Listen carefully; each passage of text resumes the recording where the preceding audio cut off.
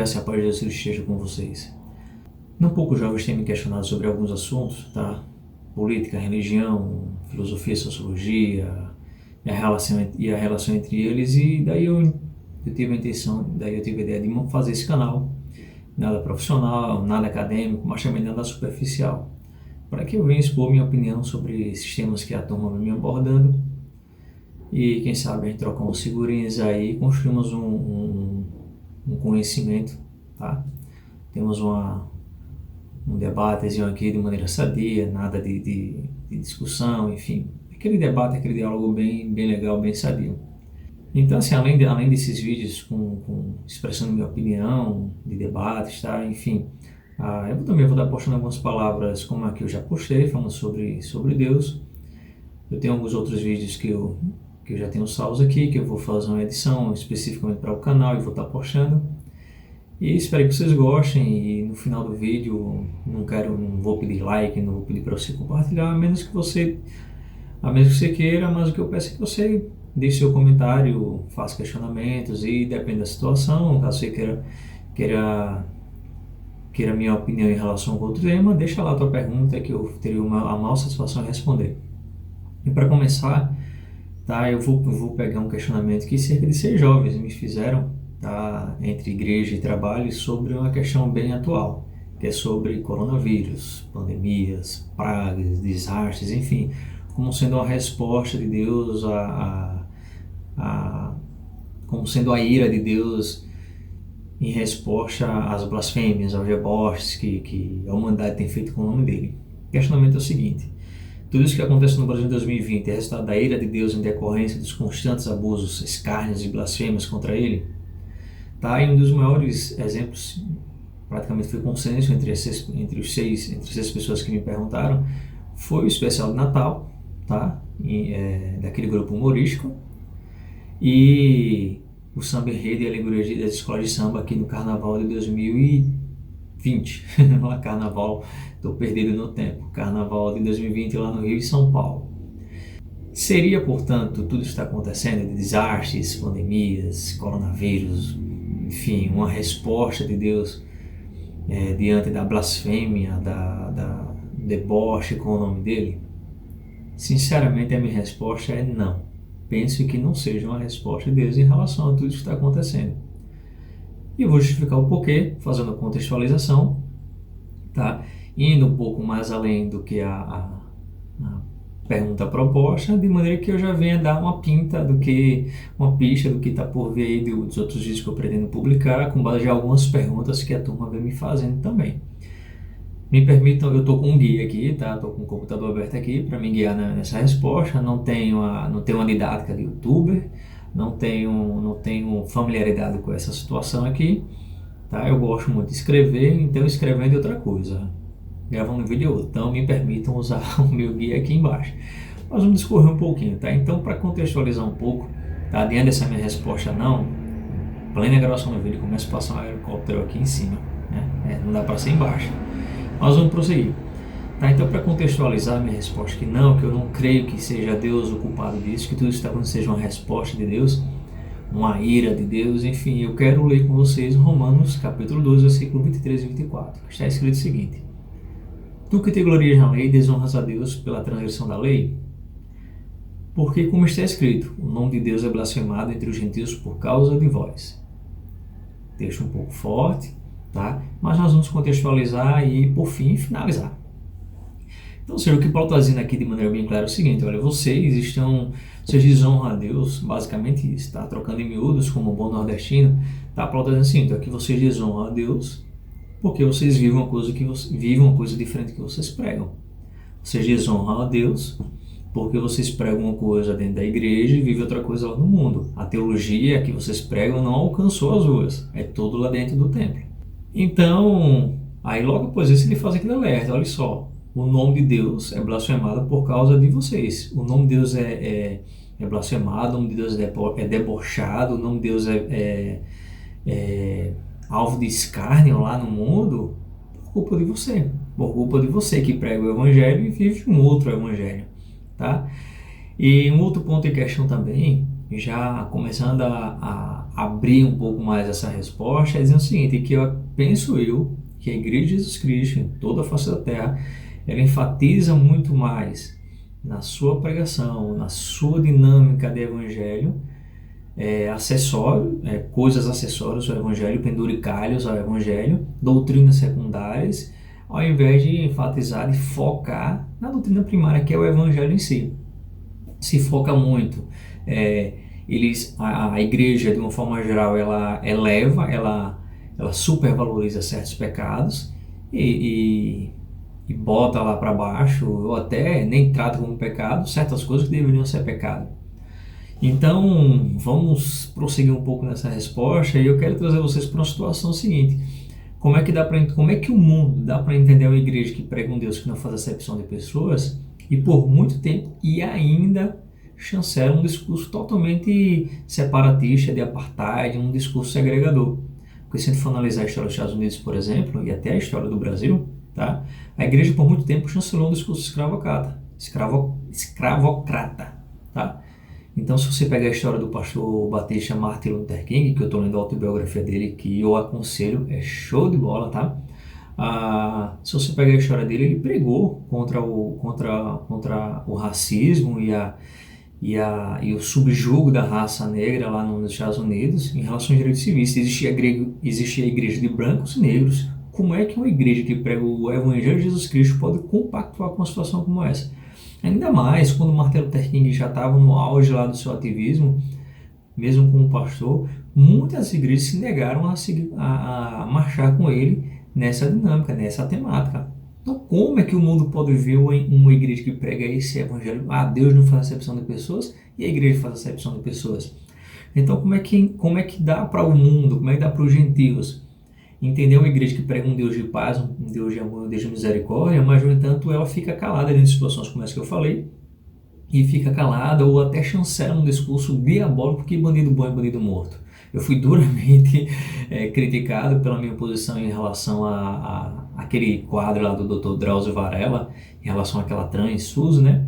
O pessoal falou, se coloca no lugar da família. Eu falei, não, eu entendo a situação da família. E Deus com certeza entende a raiva da família por ter um parente seu violentado, vítima de um criminoso. Aí eu até joguei para ele o seguinte, olha só, não cabe a mim julgar ninguém, tá? Mas só que imagina só, imagina como deve ter ficado as famílias e as pessoas que, ao ver o bandido lá, o marginal que estava sendo crucificado ao lado de Jesus Cristo dizer, olha, ainda hoje serás comigo no paraíso. A questão é, qual é o evangelho que queremos viver? Pregamos um Deus de amor, um Deus de justiça, um Deus de perdão, e nós não perdoamos, não pregamos a paz, não pregamos a justiça, e até pregamos uma justiça seletiva, tá? Lemos a Bíblia de maneira que nós queremos, lemos a Bíblia, interpretamos ela ao nosso próprio gosto, enfim. Então, como é que o mundo ele pode entender uma igreja que prega um Deus de amor, né? Mas tem esse ódio escondido e se cala dentro de situações como essa agora do Big Floyd, que tem a ver com a questão racista, tá? Vivemos no Brasil, por exemplo, temos no Brasil campos de concentração. Por que não classificar os nossos presídios como campos de concentração? Wilbert, mas se você não quer ser preso, não quer ficar lá dentro do campo de concentração, é só você não praticar crime. Não é assim. Não podemos ser superficiais em temas como esse. Não podemos ser superficiais em temas do Evangelho, tá? Em temas que envolvem o Evangelho. Precisamos aprofundar. Não precisa se aprofundar numa teologia radical a ponto de querer saber qual era o tamanho da per capita de Jesus Cristo. Não. Mas nós precisamos entender a aprofundar do Evangelho e o que Jesus Cristo quis pregar. Se formos analisar o tom de Jesus Cristo com a igreja na época, era um tom muito duro, um tom muito pesado. Se formos analisar o tom de Jesus Cristo com os pecadores, é aquele tom de amor e de paz. Provavelmente estejamos precisando de um tom pesado desse com a igreja, em detrimento desse tom pesado que a igreja vem tendo com os pecadores. Muita gente se levantou, de Deus não se zomba. Claro, Deus não se zomba, mas eu penso que Deus não precisa de advogados como nós. Aliás, Jesus Cristo é o nosso advogado. Ele diz, olha, filhinhos, não pequeis, mas se caso pecar, deixemos um advogado.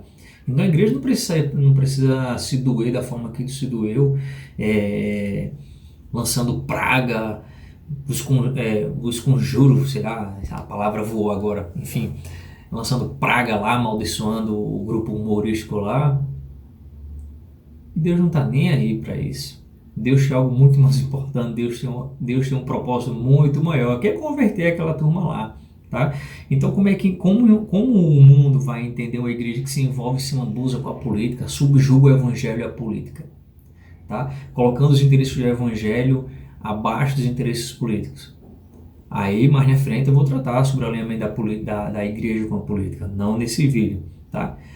E já dando uma pistazinha do que eu penso sobre o assunto, se a gente analisar toda essa questão, uma pregação diferente da conduta, associada com alinhamento político, tende a levar a igreja brasileira, penso eu, a um estado de total catalepsia. É um morto-vivo, tá? Porque se a gente for analisar a Europa teve e o mundo praticamente, mas especialmente a Europa, ela teve um alinhamento muito forte com a política, tá? Igreja e política andavam juntas.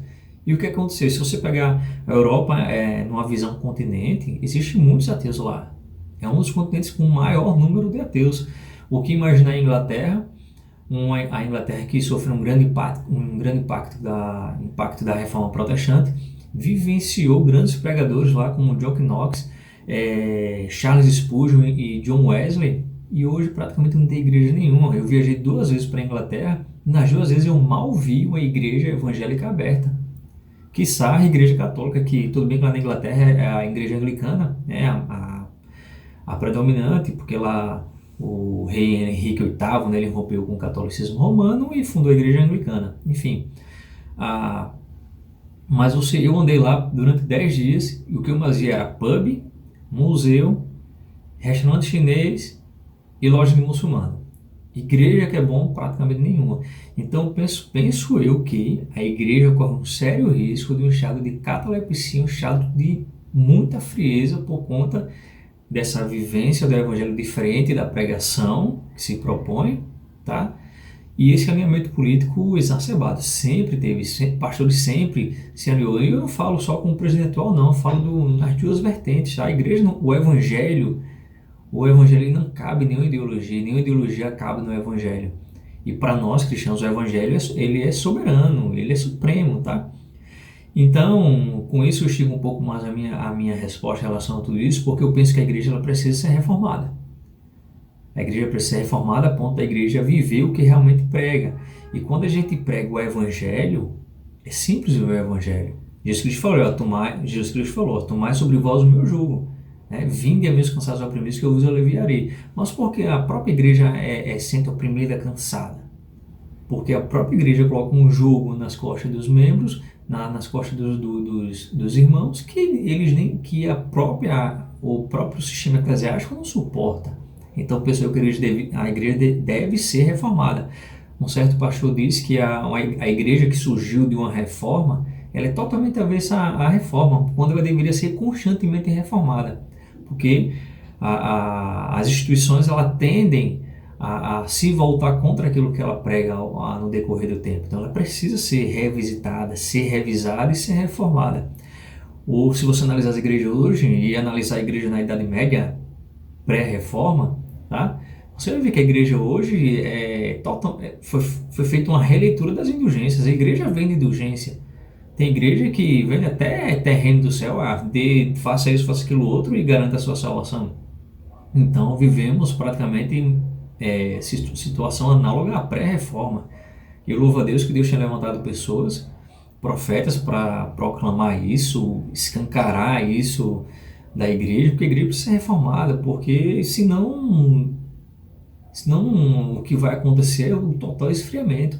Clamamos muito por avivamento, e como Martin Luther King falou, que se nós tivéssemos amor, compaixão, da mesma forma, do mesmo tamanho, do mesmo fogo que tem nos nossos pés, nossos pulos, nossos gritos, o mundo seria totalmente diferente. Nós precisamos buscar um avivamento. Mas o que é o avivamento?